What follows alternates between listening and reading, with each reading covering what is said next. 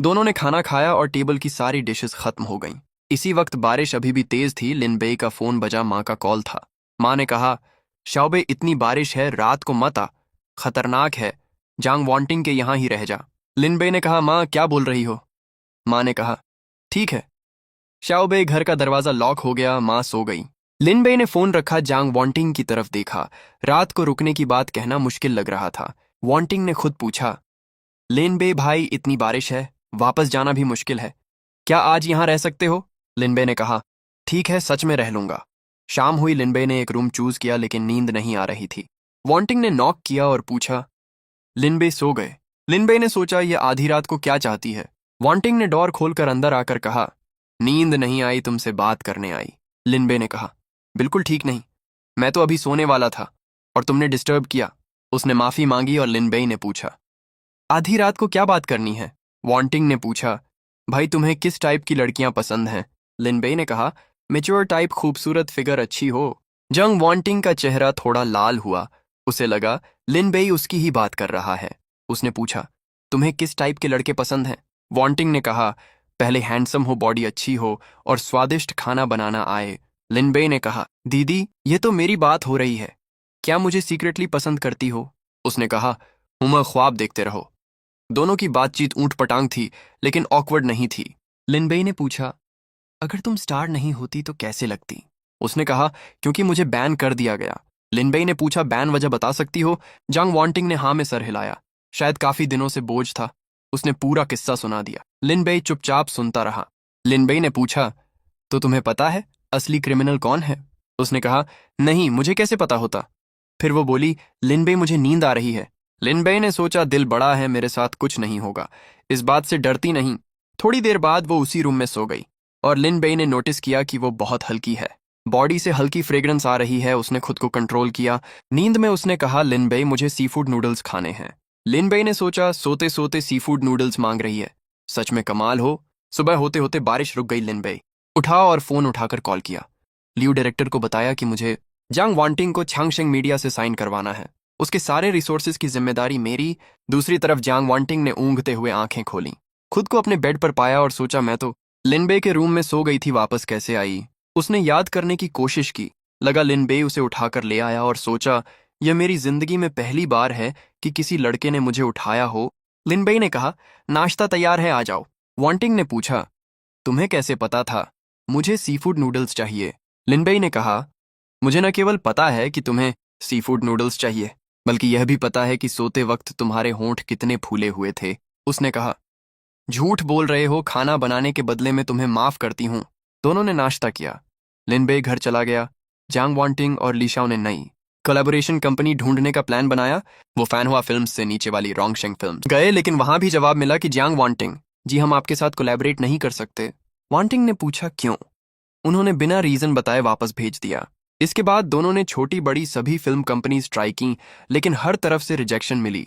तभी फोन आया कि हम चंगशेंग मीडिया से हैं और जांग वांटिंग जी से कोलैबोरेशन की बात करनी है। वांटिंग को यकीन नहीं हुआ क्योंकि उसकी रेप्यूटेशन के हिसाब से चंगशेंग मीडिया के साथ कोलैबोरेट करना पॉसिबल नहीं लगता था। उन्होंने कंफर्म किया तो वांटिंग ने अग्री किया। उसे डर था कि शायद किसी सीनियर ने उस पर नजर डाली हो, लेकिन उसके दिल में लिनबे था, इसलिए ऐसी किसी बात पर अग्री नहीं करती। दोपहर को दोनों चंगशेंग मीडिया पहुंची।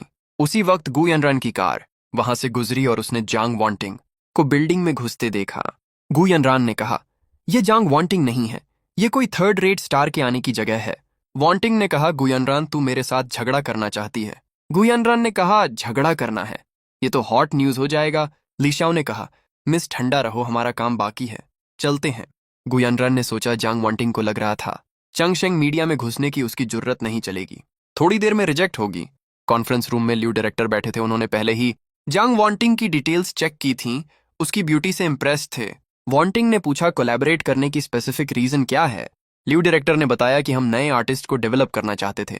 हमारी बोर्ड में एक सीईओ ने स्ट्रांगली रिकमेंड किया, हमने डिटेल्स देखी और लगा तुम सूटेबल हो। वांटिंग ने पूछा, वो सीईओ का नाम क्या है? लियो डायरेक्टर ने कहा, माफ करना, यह प्राइवेसी का मामला है, नहीं बता सकते। वांटिंग ने पूछा, उस सीईओ की कोई और रिक्वायरमेंट है? उसे डर था कि कहीं कोई अनएथिकल डील ना हो। लियो डायरेक्टर ने कहा, कोई और रिक्वायरमेंट नहीं है। जांग जी टेंशन मत लो, सीईओ ने सिर्फ रिकमेंड किया, हम भी सूटेबल लगे बस। वांटिंग ने रिलीफ की सांस ली और मुस्कुराई, जो काफी दिनों से नहीं आई थी। तीनों ने फॉर्मली और हैप्पीली बात की। 1 घंटे बाद मीटिंग खत्म हुई। दोनों साइड्स खुश थीं। जांग वांटिंग के दिल का बोझ उतर गया। दोनों ने ऑफिस से निकलते हुए सोचा कि यह सीईओ जिसे मैं जानती नहीं, उसने मेरी हेल्प क्यों की।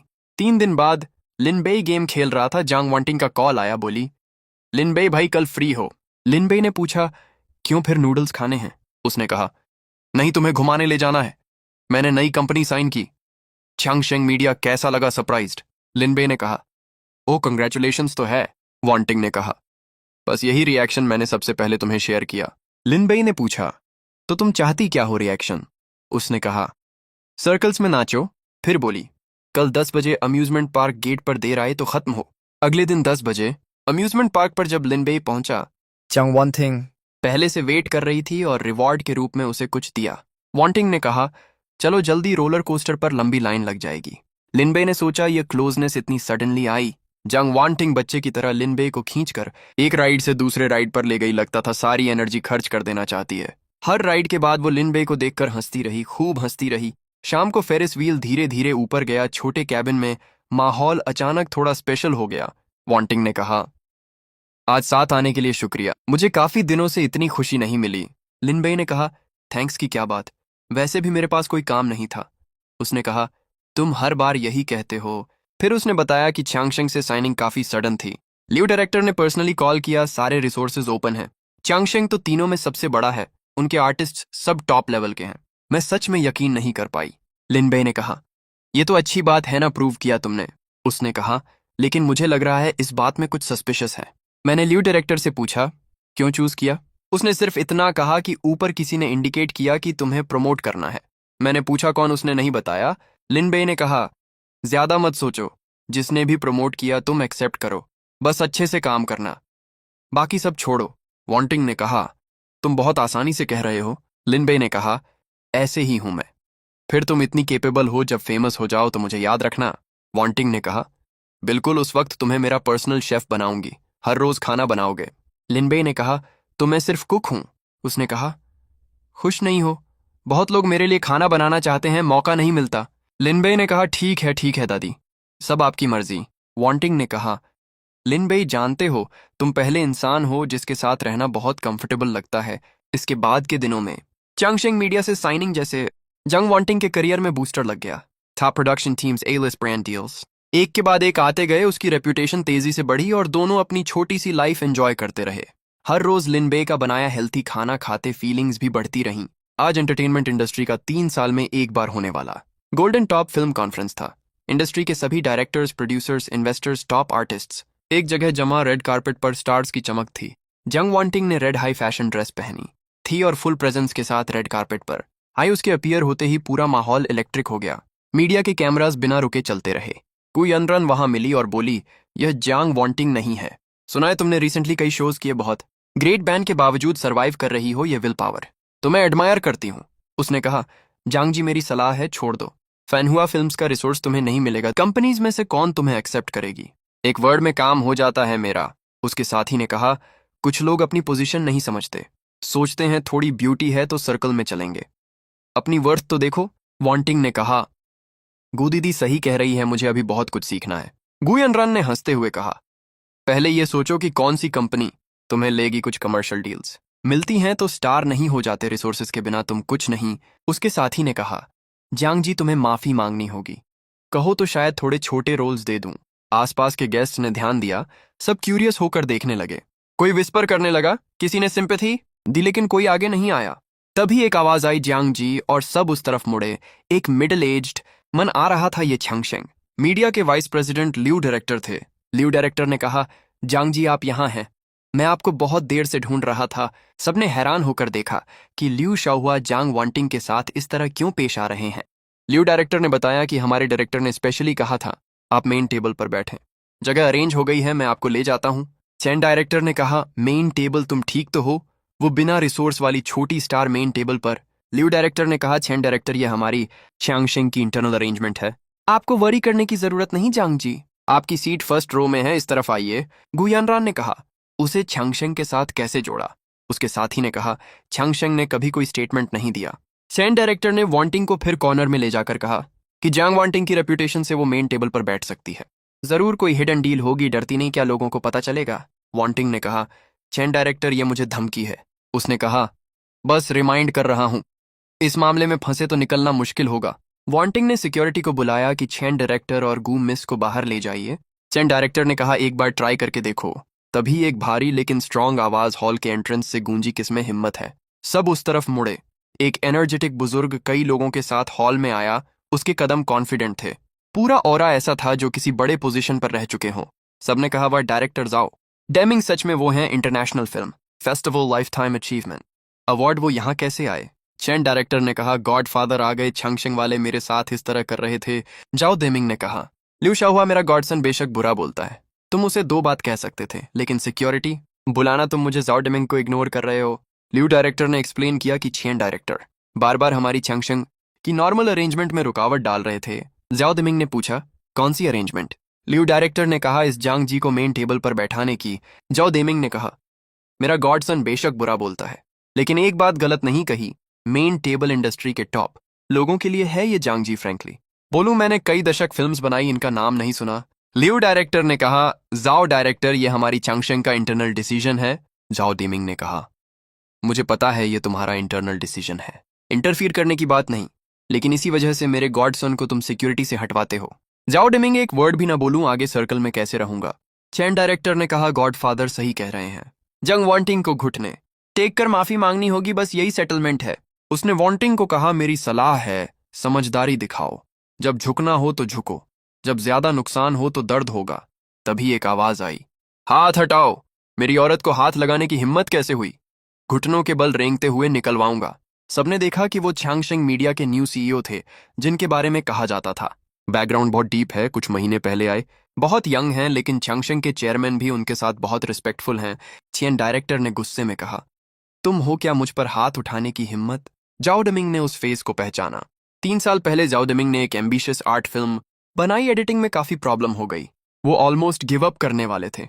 एक 20 साल का यंग मैन एडिटिंग डेस्क पर बैठा 3 दिन 3 रात में फ्रेम बाय फ्रेम शॉट्स को सॉर्ट किया, एक रिवोल्यूशनरी एडिटिंग अप्रोच सजेस्ट की। बाद में वो फिल्म इंटरनेशनल अवार्ड जीती। लिन बे ने बार बार कहा था, खुद को पब्लिक में न बताएं, लेकिन जाओ डेमिंग ने यह एहसान हमेशा दिल में रखा। इस मोमेंट लिन बे उनके सामने खड़ा था, वही इंसान जिस पर उनका इतना बड़ा एहसान था। जाओ डेमिंग ने कहा, लिन टीचर। सबने हैरान होकर कहा। जाओ डेमिंग ने उन्हें टीचर कहा। मैंने गलत नहीं सुना। जाओ डेमिंग ने चेन डायरेक्टर से कहा, मुझे पता नहीं था कि जांग जी आपके इंसान हैं।